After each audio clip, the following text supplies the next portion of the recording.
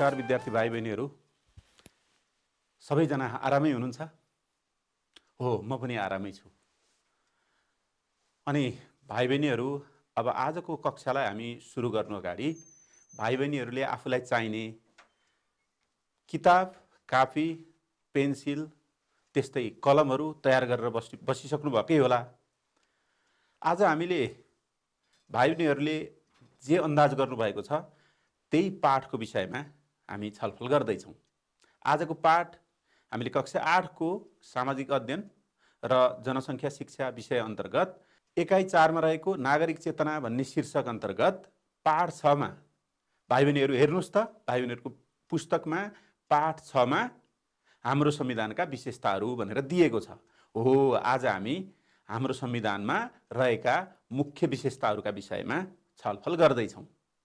अब भाइ बहिनीहरू टिपोट त गर्नै पर्ला, भाइ बहिनीहरूसँग पुस्तक पनि छ, कपी पनि छ। अब हामी यी विशेषताहरू के कस्ता रहेछन् भन्ने कुरा भाइ बहिनीहरूलाई पुस्तकमा भएका विशेषताहरू र अन्य कुराहरू पनि हामी बिस्तारै छलफल गर्दै जानेछौँ। भाइ बहिनीहरू तयार हुनुहुन्छ? हस्, सबैभन्दा पहिला भाइ बहिनीहरूले जान्न पर्ने कुरा चाहिँ संविधान भनेको के हो भन्ने कुरा जान्न पर्यो। हामीले संविधानका विशेषताको कुरा त गऱ्यौँ। भाइ बहिनीहरूले संविधान भन्ने शब्द धेरै नै भयो सुन्नुभएको, तर यो संविधान भनेको चाहिँ के रहेछ त? ल, म भाइ बहिनीहरूलाई संविधान भनेको के रहेछ भनेर सोच्नका लागि अनुरोध गर्छु। भाइ बहिनीहरू सोच्दै गर्नुहोस्। यदि भाइ बहिनीहरूले सोच्न सक्नु भएन अथवा गलत भयो भने पनि चिन्ता नगर्नुहोस्, म भाइ बहिनीहरूलाई बोर्डमा लेखेर देखाइदिन्छु संविधान भनेको के हो। हेर्नुहोस् है त।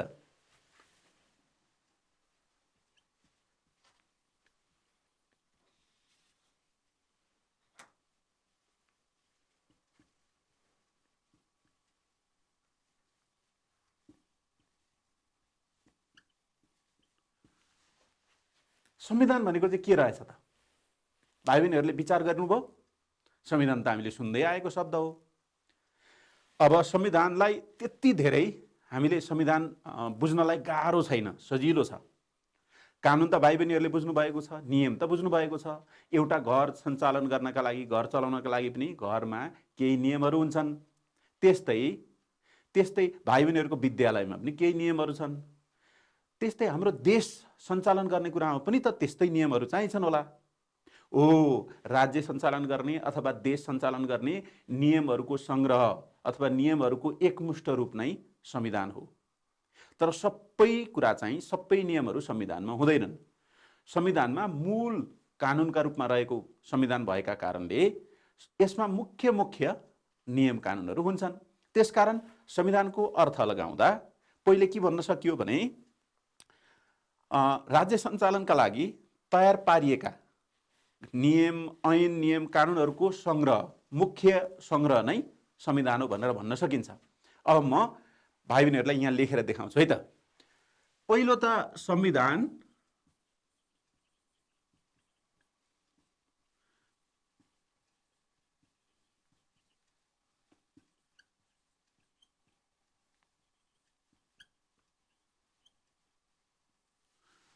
संविधान देशको मूल कानुन रहेछ। यो मैले देशको मूल कानुन रहेछ। संविधानमा जे कुरा लेखेको छ त्यो चाहिँ सबैभन्दा माथि रहने रहेछ। अनि त्यसको अधीनमा रहेर अरू कानुन, ऐन, नियमहरू बन्दा रहेछन्। त्यसकारण संविधानको पहिलो अर्थ चाहिँ संविधान देशको मूल कानुन हो। अब अर्को कुरा, संविधान देशको मूल कानुन भएपछि संविधानमा के कस्ता कुराहरू हुन्छन् होला त भन्ने कुरा है। यो एउटा कुरा भयो। अब संविधानमा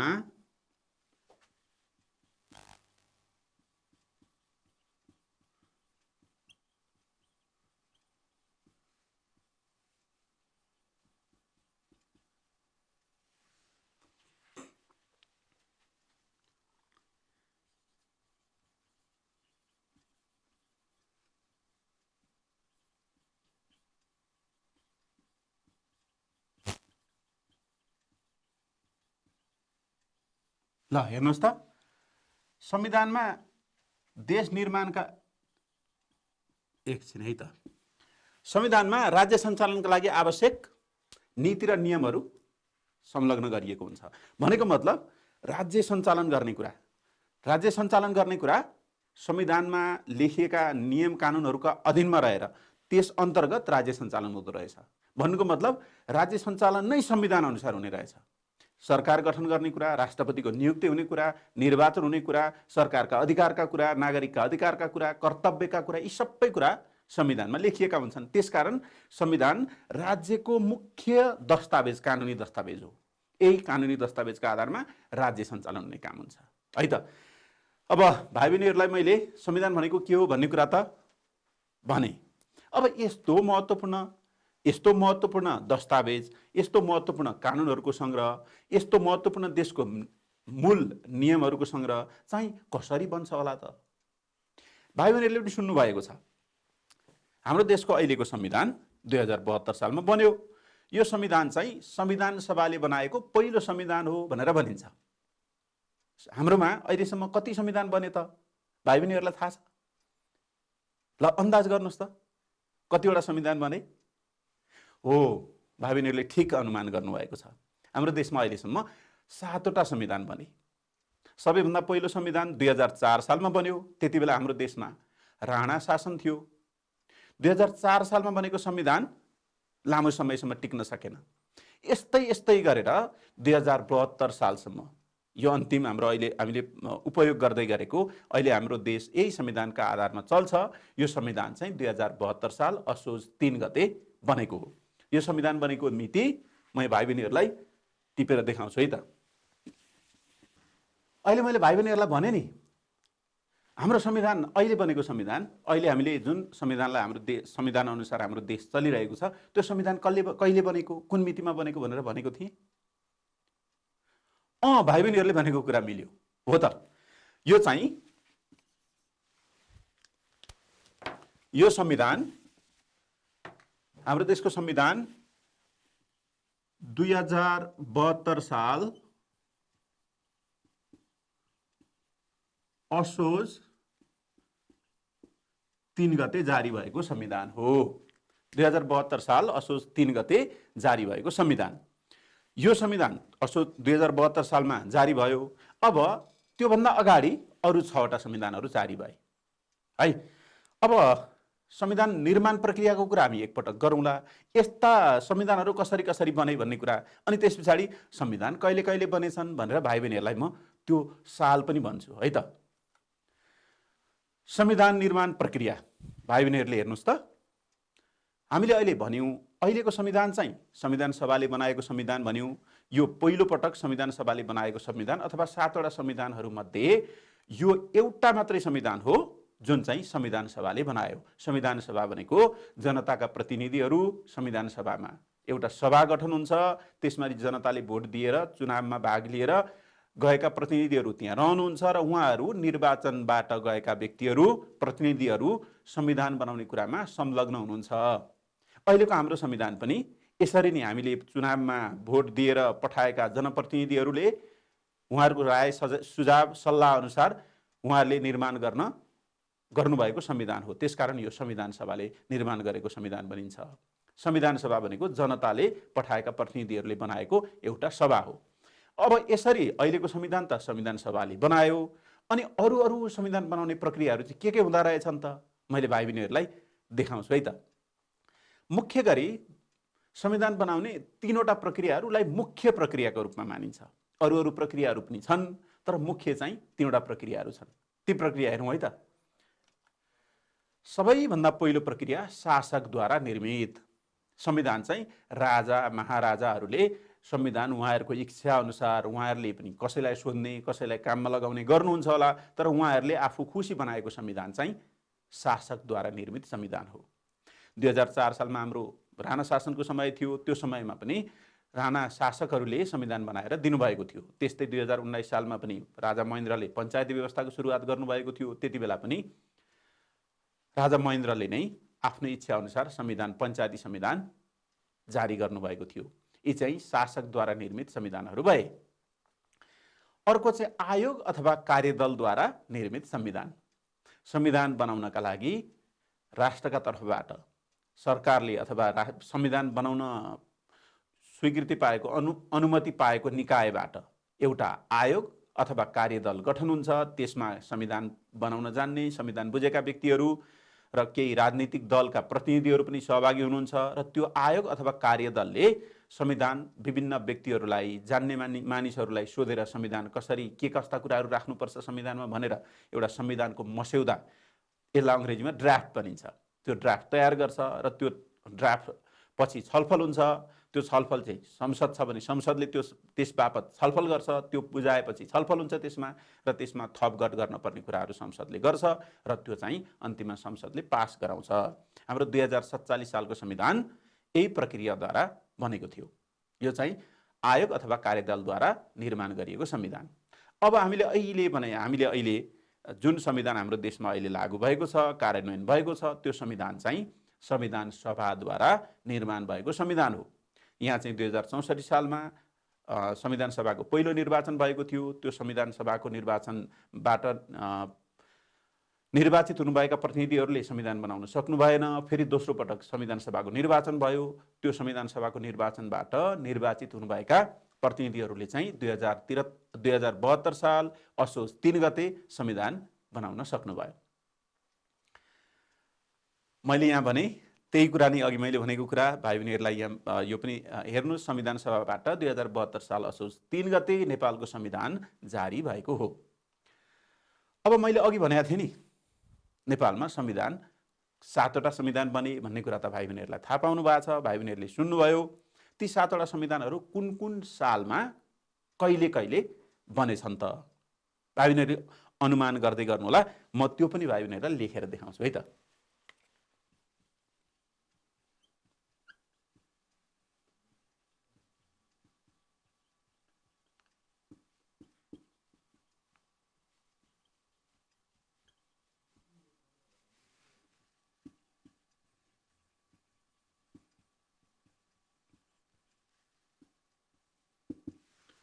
ल भाइ बहिनीहरू, हामीले नेपालमा हालसम्म जारी भएका संविधानहरू अघि हामीले हेर्दै गर्दा 7वटा संविधानको कुरा त गऱ्यौँ।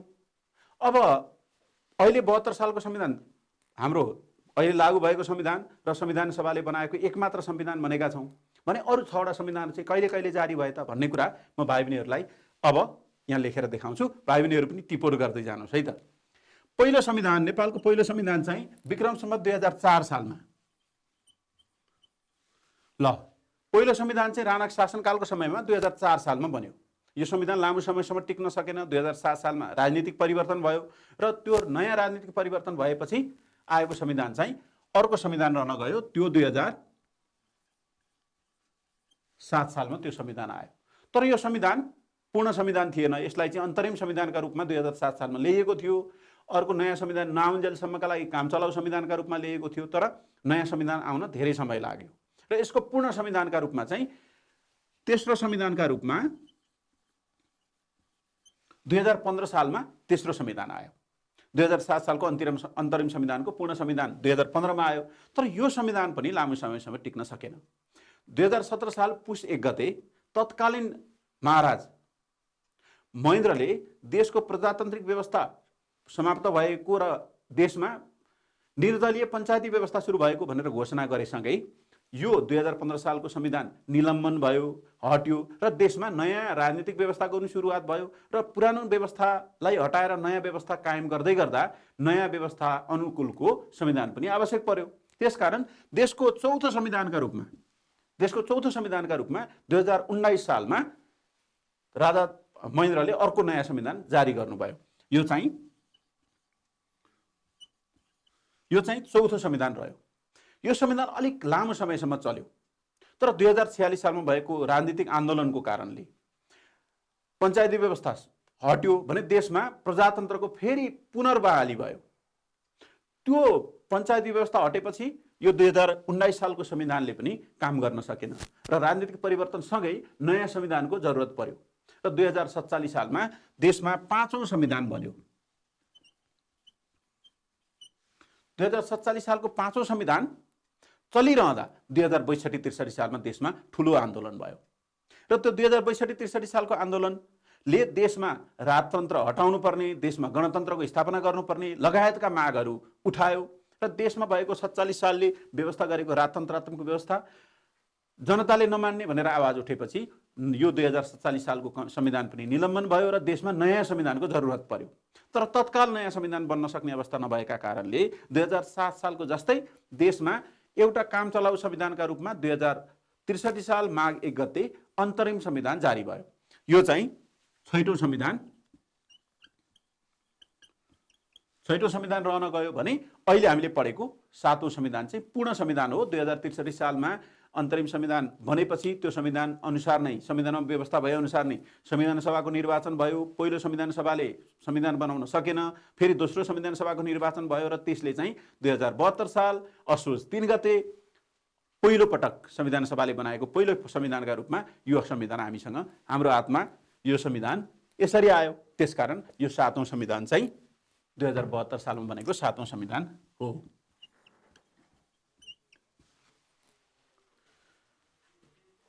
अब हामीले यी कुराहरू हेरिसकेपछि अब हामी नेपालका संविधानका मुख्य विशेषताहरूको कुरा गर्छौं। यो कुन संविधानको हामीले विशेषताको कुरा गर्दैछौं भाइ बहिनीहरूलाई पक्कै थाहा भएको छ हो। यो चाहिँ संविधान सभाले बनाएको पहिलो र एकमात्र अहिलेसम्मको संविधान यसको नाम चाहिँ नेपालको संविधान हो। यसमा अरूमा चाहिँ संविधान बनेको वर्ष संविधानमै उल्लेख भएको छ, तर यसमा चाहिँ छैन। मैले यसको चित्र पनि ल्याएको छु, ल हेर्नुहोस् त, नेपालको संविधान। मैले यो पुस्तक पनि ल्याएको छु, भाइ बहिनीहरूलाई संविधानको पुस्तक पनि म देखाउँछु है। यो चाहिँ पुस्तकको बाहिरी गाता चाहिँ यस्तो छ। नेपालको संविधान, नेपाल सरकार कानुन न्याय संविधान सभा तथा संघीय मामिला मन्त्रालयले यो संविधान जारी गर्यो, संविधान छापेर वितरण गर्यो।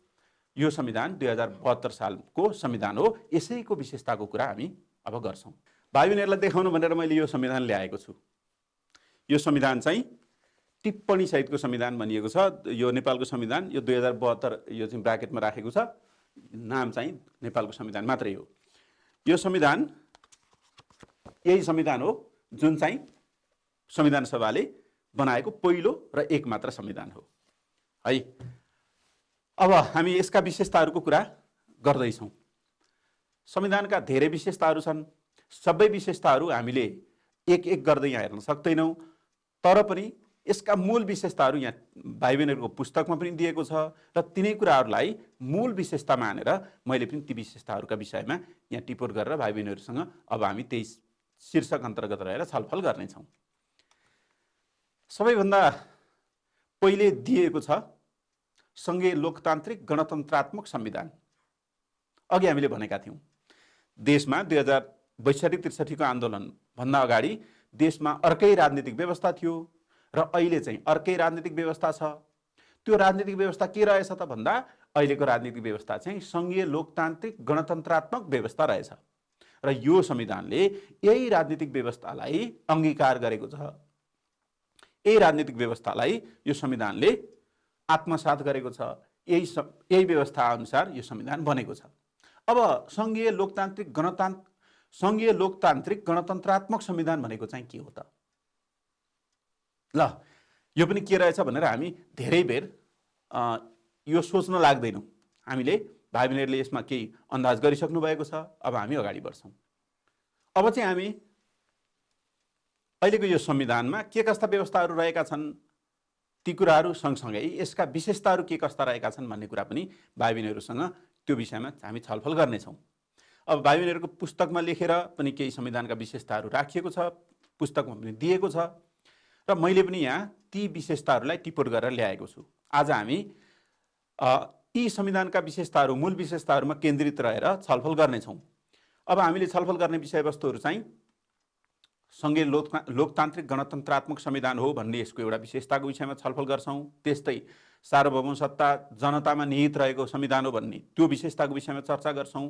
मानव अधिकारको पूर्ण प्रत्याभूति रहेको संविधान हो भन्ने विषयमा केन्द्रित रहेर छलफल गर्छौँ। अर्को यसको विशेषता रहेको छ स्वतन्त्र न्यायपालिका र कानुनी राज्य। स्वतन्त्र न्यायपालिका र कानुनी राज्य भएको यो राष्ट्र हो भनेर संविधानमा त्यो कुरा उल्लेख छ। त्यो कुराको विशेषता पनि हामीले चर्चा गर्छौँ। त्यस्तै समावेशी संविधान हो भनेर भनिएको छ, यो संविधानको अर्को विशेषता हो। त्यस्तै बहुदलीय प्रतिस्पर्धा हुन्छ यो संविधानमा, त्यो व्यवस्था छ भनेर भनिएको छ। यो पनि विशेषता नै रह्यो। र धर्मनिरपेक्षता अर्को संविधानको विशेषता रहेको छ। हाम्रो देश चाहिँ 2072 सालपछि धर्मनिरपेक्ष राष्ट्रका रूपमा रहेको छ। यो पनि संविधानमा व्यवस्था भएको छ भने अर्को चाहिँ हाम्रो निर्वाचन प्रणालीका विषयमा विशेषता, निर्वाचन प्रणालीसँग शीर्षकमा केन्द्रित रहेर विशेषता यहाँ उल्लेख गरिएको छ।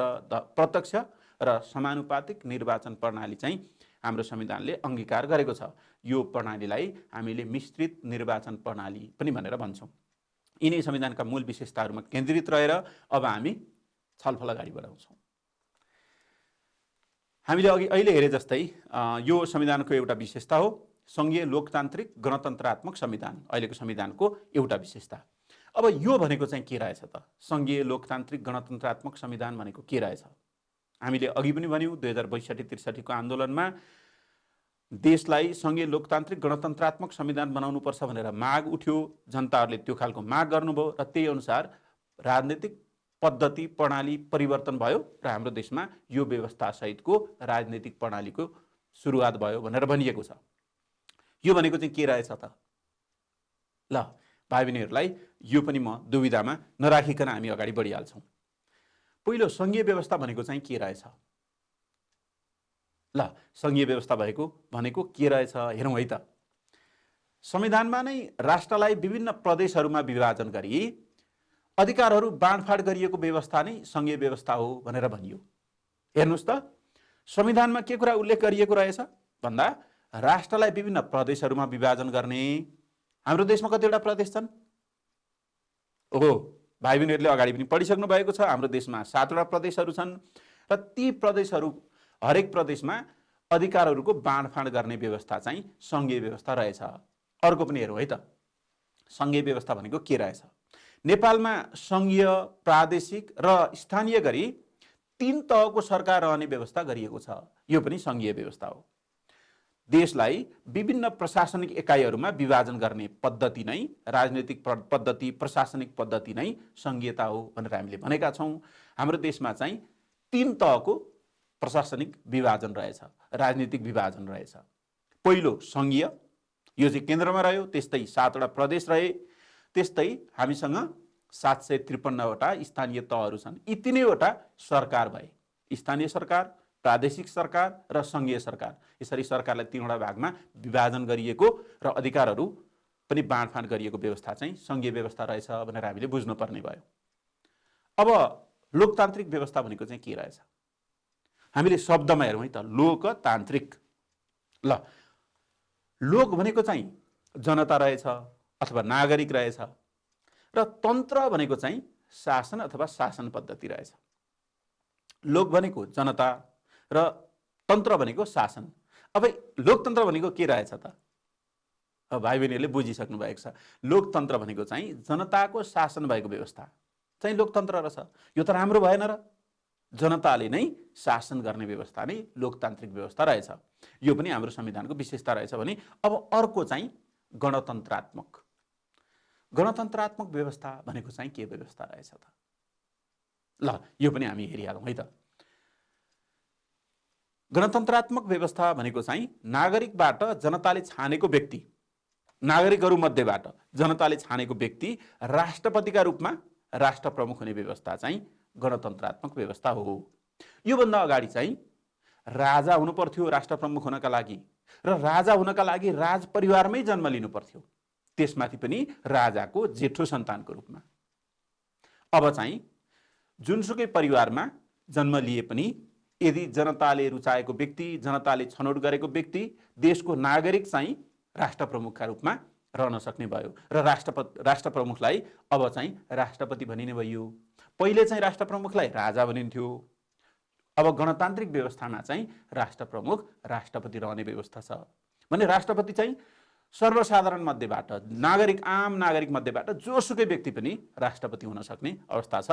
राजा जस्तो राज परिवारमै जन्म लिनुपर्ने बाध्यात्मक अवस्था गणतन्त्रात्मक व्यवस्थामा हुँदैन। त्यसकारण अहिलेको संविधानको एउटा महत्त्वपूर्ण विशेषता भनेको हाम्रो देश चाहिँ संघीय लोकतान्त्रिक गणतन्त्रात्मक देश हो भन्ने कुरा संविधानमा नै उल्लेख गरेको छ। त्यसकारण यो संविधानको एउटा महत्त्वपूर्ण विशेषता हो। अब हामी अर्को विशेषतातिर जाउँ। अब गणतन्त्रको कुरा यहाँ हामीले गरेका छौँ। गणतन्त्र दिवसको शुभकामना हामीले गणतन्त्र दिवस पनि मनाउँछौँ, किनभने यो हामीले पाएको अधिकार हो। जुन हामीले गणतन्त्र पाएका छौँ त्यो चाहिँ नागरिक नै देशको प्रमुख हुन पाउने अधिकार भनेको यो नागरिकले पाएको ठुलो अधिकार हो। ल अब सार्वभौम सत्ता जनतामा निहित। सार्वभौम सत्ता भनेको चाहिँ के रहेछ? ल सत्ता भनेको त अधिकार भयो, के रहेछ भन्ने कुरा हेर्नका लागि, सार्वभौम सत्ता भनेको के रहेछ भनेर हेर्नका लागि हामी एकछिन हेरौँ है त यसको व्याख्या कसरी गरिएको छ। संविधानले जनताको सर्वोच्चतालाई स्थापित गरेको, यो विशेषताको कुरा गर्दैछौँ हामी। यसको अर्को विशेषता सार्वभौम सत्ता जनतामा निहित रहेको संविधान हो। संविधानले जनतालाई सर्वैसर्वा मानेको छ। यहाँ के लेखिएको छ? संविधानले जनताको सर्वोच्चतालाई स्थापित गरेको, अर्थात् राज्य सञ्चालनमा जनताको निर्णयलाई अन्तिम आधार मानिएको। यो कसरी रह्यो त भन्दा राज्य सञ्चालन गर्ने सांसदहरू, जनप्रतिनिधिहरू, अनि उहाँहरूले छनौट गर्ने राष्ट्र प्रमुख, त्यस्तै सरकार प्रमुख, प्रधानमन्त्री, मन्त्रीहरू सबै छान्ने जिम्मा त हामी आम नागरिकलाई भयो नि। नागरिकहरूले छानेको व्यक्ति मात्रै जनप्रतिनिधि हुन सक्छ। त्यसकारण यसमा चाहिँ जनताले जो व्यक्तिलाई जनप्रतिनिधि मान्न तयार छन्, जसलाई प्रतिनिधि मानेर भोट दिएर जिताउने जसले जित्छ त्यो व्यक्ति नै जनताको प्रतिनिधि हुन पाउने भएका कारणले जनताले चाहेको व्यक्ति मात्रै त्यो पद, त्यो प्रतिष्ठा, त्यो कुनै पनि निकायमा पुग्न सक्ने अवस्था रहन्छ। त्यसकारण जनता सर्वैसर्वा, जनताको अधिकार सबैभन्दा धेरै ठुलो अधिकार रहने व्यवस्था नै सार्वभौम सत्ता जनतामा निहित हुने अवस्था हो। त्यस्तै अर्को हेरौँ, जनताले छानेका प्रतिनिधिहरू रहेको निकाय। जनताले छानेका प्रतिनिधिहरू रहेको निकायलाई हामीले संसद भन्छौँ अथवा व्यवस्थापिका संसद भन्छौँ। त्यो चाहिँ प्रदेशमा पनि रहन्छ, त्यस्तै सङ्घमा पनि रहन्छ। हो, जनताले छानेका प्रतिनिधिहरू भएको संस्था संसदले राष्ट्रका लागि आवश्यक पर्ने नीति, नियम, कानुनहरू बनाउने गर्दो रहेछ। भनेको प्रत्यक्ष रूपले जनताहरू संलग्न नभए पनि अप्रत्यक्ष रूपले भए पनि जनताहरूको संलग्नता चाहिँ त्यहाँ देखिन्छ। त्यसकारण जनता त राज्यको कानुन निर्माण गर्ने कुरामा पनि जनताहरूको संलग्नता देखियो, जनताहरू त्यहाँ संलग्न भएका देखिए। त्यसकारण जनताहरू सबैभन्दा शक्तिशाली मानिदो रहेछ यो व्यवस्थामा। जनप्रतिनिधिले सिफारिस गरेको व्यक्तिले सरकार गठन गर्ने व्यवस्था। हामीले चुनावमा भोट दिएर पठाएका जनप्रतिनिधिहरू संसदका सदस्य हुनुहुन्छ र उहाँहरूले छानेको व्यक्ति, उहाँहरूले सिफारिस गरेको व्यक्तिले सरकार प्रमुखको जिम्मेवारी पाउँछ अथवा प्रधानमन्त्री हुने, मन्त्री हुने व्यवस्था रहन्छ। त्यसकारण जनताको नियन्त्रण चाहिँ संसदमा पनि जनताको नियन्त्रण रहेछ, सरकारमा पनि जनताको नियन्त्रण रहेछ, त्यस्तै राष्ट्रपति छान्ने कुरामा पनि जनताको नियन्त्रण रहेछ। यसरी के देखियो भने जनता चाहिँ सबैभन्दा शक्तिशाली रहेको व्यवस्था नै यो अहिलेको व्यवस्था रहेछ। यो कुरा संविधानले अंगीकार गरेको छ र यसलाई सार्वभौम सत्ता जनतामा निहित भनिन्छ। यहाँ हेरौँ है त, एउटा फोटो छ। जनताहरू आफूलाई चित्त नबुझेको कुरा सडकमा आएर आन्दोलन गरेर यसरी बोलिरहेका छन्, आफ्नो आवाज बोल्न पाइरहेका छन्, आवाज उठाउन पाइरहेका छन्। यो चाहिँ जनताको अधिकार हो र यो चाहिँ हामीले यो व्यवस्थामा पाएको अर्को अधिकारको कुरा हो। सार्वभौम सत्ता जनतामा निहित अहिलेको संविधानको अर्को विशेषता। अब अर्को संविधानको विशेषता हेरौँ। यो संविधानको अर्को विशेषता चाहिँ मानव अधिकारको पूर्ण प्रत्याभूति।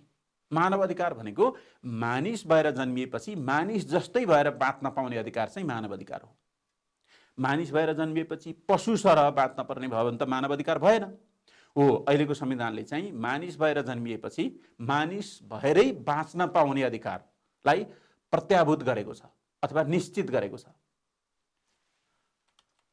संविधानले मानव अधिकारको विश्वव्यापी मान्यतालाई स्वीकार गरेको, संसारभर मानव अधिकारलाई महत्त्व दिएको हुन्छ। मानिस जन्मिएपछि मानिसकै रूपमा ऊ बाँच्न पाउने अधिकार उसलाई हुनुपर्छ, राज्यले पनि त्यो अधिकार दिएको हुनुपर्छ भनेर संसारभर मानव अधिकारको पक्षमा आवाज उठ्ने गरेको छ।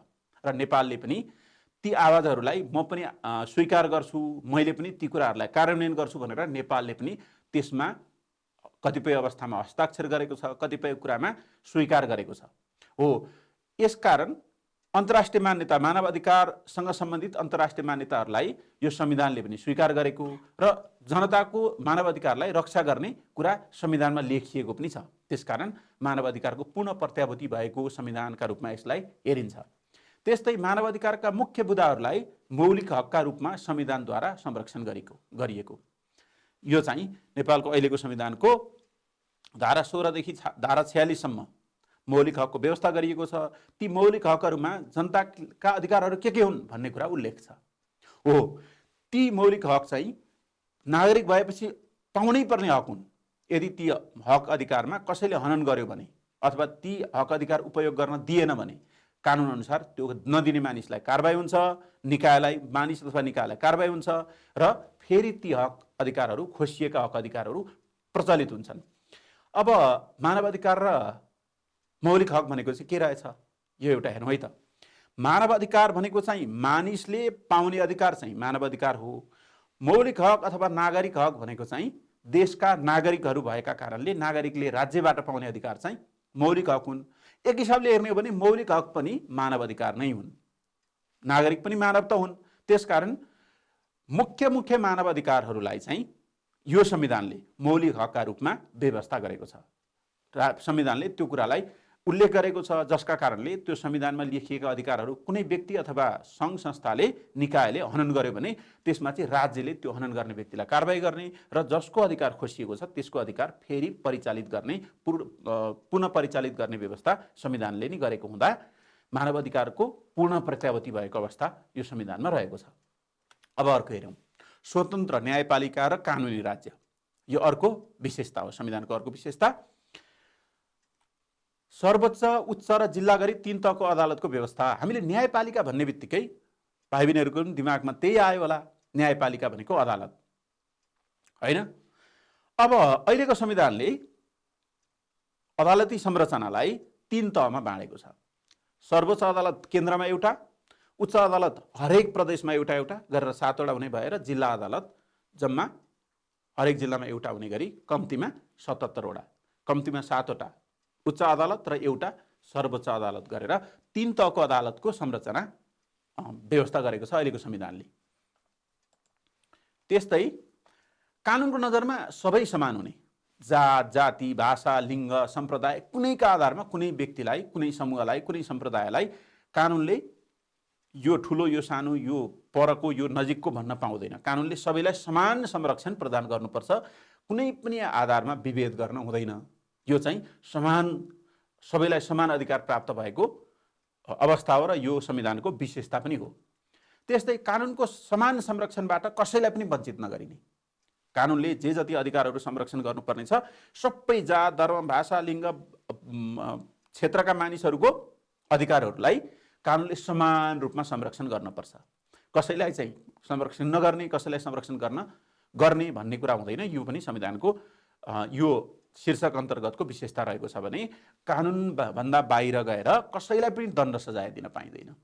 कसैले चाहेकै भरमा म दण्ड सजाय दिन्छु भनेर चाहेका भरमा कसैले पनि दण्ड सजाय दिन पाइँदैन। यदि कानुनमा दण्ड सजाय दिनुपर्छ भनेर भनेको छ भने दण्ड सजाय दिन मिल्छ। त्यसकारण गैर न्यायिक, गैर कानुनी हिसाबले दण्ड सजाय दिन नपाउने व्यवस्था यो संविधानले ग्यारेन्टी गरेको छ।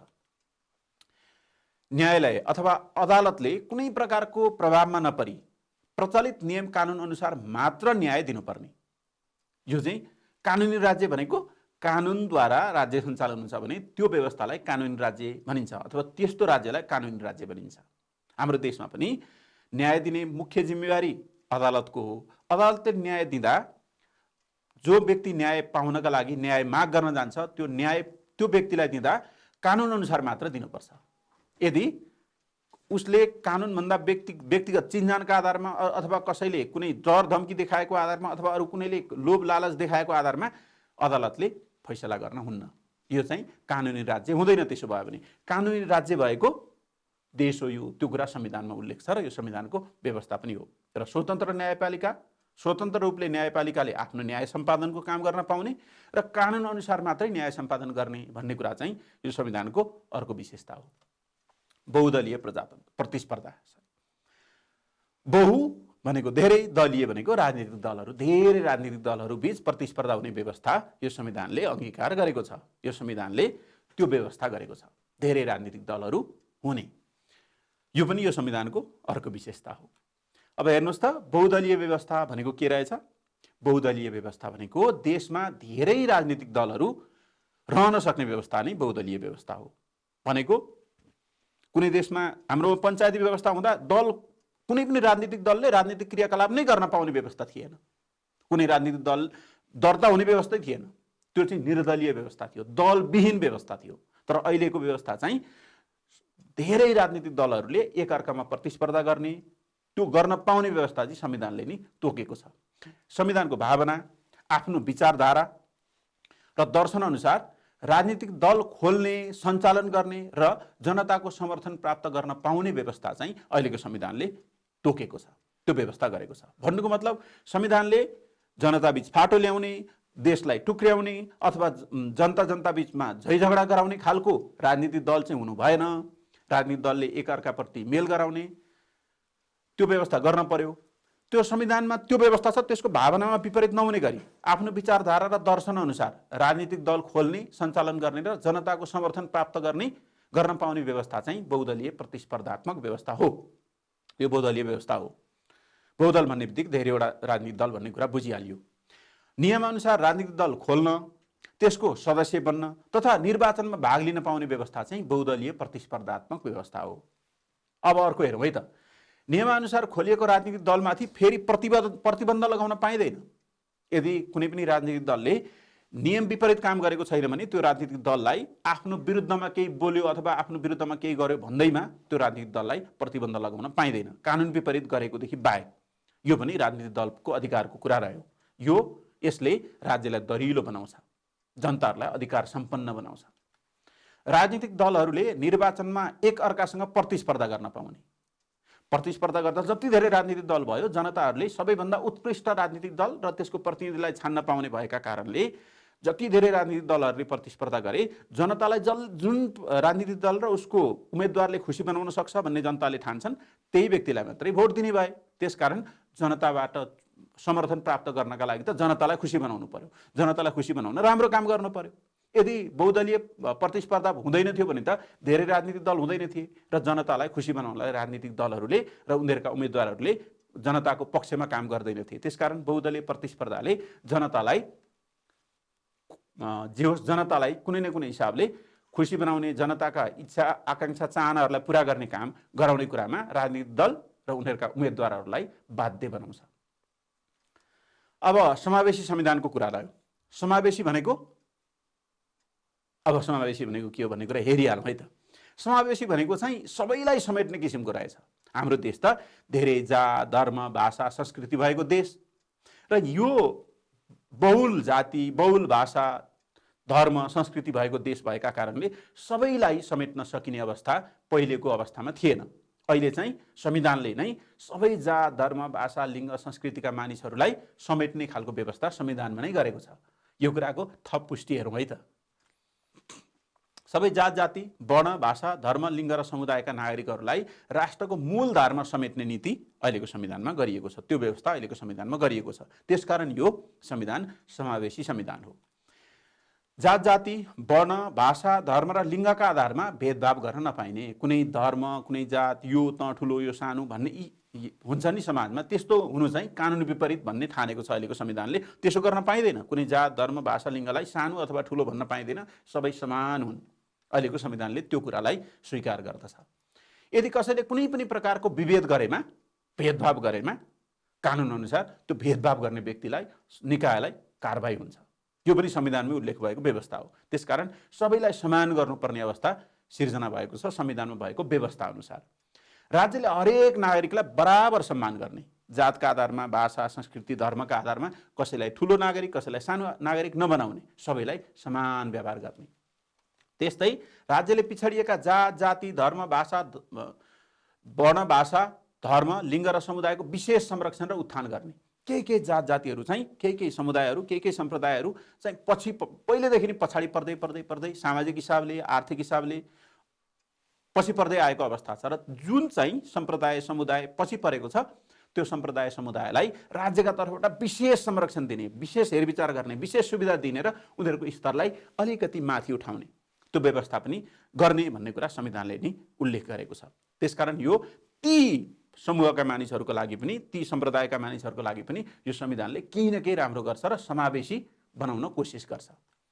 सामाजिक उत्पीडनमा परेका व्यक्ति तथा समुदायको उत्थान गर्ने र सामाजिक न्याय प्रदान गर्ने, सामाजिक हिसाबले थिचोमिचोमा परेकाहरूले अरूबाट हेपिएका समुदायहरू, व्यक्ति, तिनीहरूको उत्थान गर्ने, तिनीहरूलाई माथि उठाउने र उनीहरूलाई सामाजिक न्याय दिने, समाजमा उनीहरू अरू जत्तिकै इज्जत लिएर, प्रतिष्ठा लिएर बस्न सक्ने अवस्था सिर्जना गर्नका लागि यो संविधानले त्यो व्यवस्था गरेको छ।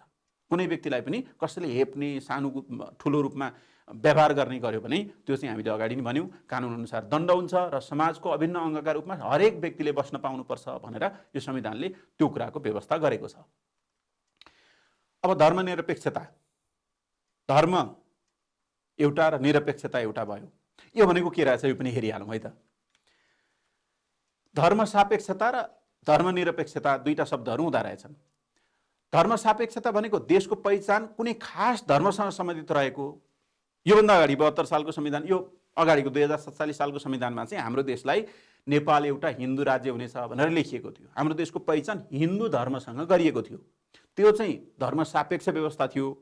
त्यहाँ धर्मसापेक्ष भनेर नलेखे तापनि त्यस्तो खालको व्यवस्था, कुनै पनि धर्मसँग जोडिएको, देशको पहिचानलाई धर्मसँग जोडियो भने त्यसलाई धर्मसापेक्ष व्यवस्था भनिन्थ्यो। तर अहिले हाम्रो देशमा त्यस्तो अवस्था छैन। अहिले कस्तो छ भने अहिले धर्मनिरपेक्ष छ। धर्मनिरपेक्ष भनेको चाहिँ के रहेछ त भन्दा देशको पहिचान कुनै खास धर्मसँग सम्बन्धित नरही देशभित्र रहेका सबै धर्म र सम्प्रदायलाई राज्यका तर्फबाट समान संरक्षण गर्ने, कुनै जात, कुनै धर्मलाई राष्ट्रको पहिचानसँग जोड्ने नभई सबै धर्महरू, राज्यमा भएका, राष्ट्रभित्र भएका सबै धर्महरूलाई समान खालको संरक्षण प्रदान गर्ने व्यवस्था चाहिँ धर्मनिरपेक्ष व्यवस्था हो। यही व्यवस्था हाम्रो देशले अंगीकार गरेको छ। यो संविधानको अर्को विशेषता हो र यो चाहिँ संविधानमा भएको नयाँ व्यवस्था पनि हो। यहाँ हेर्नुहोस् त भाइ बहिनीहरू, चित्रमा यहाँ हिन्दू जस्तो देखिने एकजना महिला पूजा गरिरहनु भएको छ। यहाँ बुद्धिस्ट साना केटाकेटीहरू यहाँ उनीहरू प्रार्थना गर्न हिँडे जस्तो देखिन्छ। यहाँ क्रिस्चियनहरू जस्तो देखिन्छ, यहाँ मुस्लिमहरू जस्तो देखिन्छ। यो चाहिँ विविध सम्प्रदायहरू एकै ठाउँमा रहेर बस्ने अवस्था हो र हाम्रो देशले सबैलाई समान हैसियत प्रदान गरेको छ धर्मनिरपेक्षता अवलम्बन गरेर, यो व्यवस्था अँगालेर। राज्यले देशभित्रका सबै धार्मिक सम्प्रदाय र सबै धर्म मान्ने व्यक्तिहरूलाई समान अधिकार र समान संरक्षण दिने संवैधानिक व्यवस्था गरेको छ। यो कुरा हामीले अगाडि नै गर्यौँ। त्यसकारण हाम्रो देश धर्मनिरपेक्षता भएको देश हो। देशभित्रका सबै धार्मिक सम्प्रदायबीच समानता कायम गर्दै स्वस्थ र सुमधुर सम्बन्ध स्थापित गर्ने मुख्य उद्देश्य रहेको छ। धर्मनिरपेक्षता अवलम्बन गर्ने, यो व्यवस्था लागू गर्ने मुख्य उद्देश्य चाहिँ देशभित्र रहेका विभिन्न धर्म मान्ने व्यक्तिहरू र विभिन्न धार्मिक सम्प्रदायहरूबीच बेमेल नहोस्, सबैबीच राम्रो सामाजिक सम्बन्ध होस्, सबैले एक अर्काको संस्कृति संस्कारलाई सम्मान गरून् भन्ने उद्देश्यले यो व्यवस्था ल्याएको हो र यसले देशमा रहेका विविध समुदायहरूलाई राम्रो सम्बन्ध स्थापित गरेर देशलाई विकासको गतिमा अगाडि बढाउन सहयोग गर्छ भन्ने अनुमान गरिएको छ।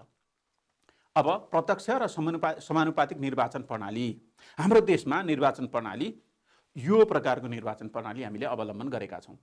यसलाई मिश्रित निर्वाचन प्रणाली भनेर भनिन्छ। मिश्रित निर्वाचन प्रणाली भनेको हामीसँग एकातिर प्रत्यक्ष निर्वाचन प्रणाली छ भने अर्कोतर्फ समानुपातिक निर्वाचन प्रणाली छ। यो भनेको के रहेछ त यो पनि हेरिहालौँ है त। हरेक प्रदेशमा एक सदनात्मक, यो चाहिँ हामीले यसको अर्को हामीसँग प्रत्यक्ष र समानुपातिक के हो भन्ने कुरा हामीले एकछिनमा हेर्छौँ र हाम्रो देशको निर्वाचन प्रणाली के छ भन्ने कुरा हामी अहिले हेरौँ है त। हरेक प्रदेशमा एक सदनात्मक र केन्द्रमा 2 सदनात्मक संसद रहने। प्रदेशमा चाहिँ हरेक 7वटा प्रदेशमा एक सदनमा, त्यो माथिल्लो र तल्लो सदन भन्ने हुँदैन र एक सदन मात्रै भएको संसद रहने। तर केन्द्रमा चाहिँ अथवा सङ्घीय व्यवस्था, सङ्घीय एकाइमा चाहिँ माथिल्लो सदन र तल्लो सदन गरेर 2टा सदन रहने। केन्द्रमा अथवा सङ्घीय एकाइमा माथिल्लो सदनका रूपमा राष्ट्रिय सभा रहने र तल्लो एक सदनका रूपमा प्रतिनिधि सभा रहने व्यवस्था रहेको यो संविधानमा भएको व्यवस्था हो।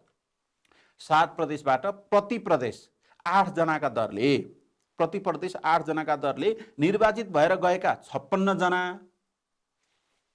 हरेक प्रदेशबाट 7वटा प्रदेशबाट 8 जनाका दरले निर्वाचित भएर जाने, कुल कति भए 8 गुणे 7 हो 8 जना 7 प्रदेशबाट 56 जना र राष्ट्रपतिबाट मनोनित हुने कम्तीमा 1 जना महिला हुनै पर्ने त्यो व्यवस्था पनि छ। 3 जना मध्ये 1 जना महिला हुनुपर्ने, राष्ट्रपतिबाट मनोनित हुने 3 जना, 56 जना हरेक प्रदेशबाट आउने 56 जना र राष्ट्रपतिबाट मनोनित हुने 3 जना गरेर 59 जना प्रतिनिधि चाहिँ 59 प्रतिनिधि माथिल्लो सदन अथवा राष्ट्रिय सभामा रहने व्यवस्था छ भने प्रतिनिधि सभा र सबै प्रदेश सभाको निर्वाचनमा प्रत्यक्षतर्फ 60% र समानुपातिकतर्फ 40% प्रतिनिधिहरू निर्वाचित हुने। 100% मान्ने टोटललाई कुललाई 100% मान्ने हो भने ती 100% को 60% चाहिँ प्रत्यक्षबाट निर्वाचित हुनु पर्यो भने 40% चाहिँ समानुपातिकबाट निर्वाचित हुनु पर्यो। त्यो एउटा मैले यहाँ चार्ट पनि बनाएर ल्याएको छु।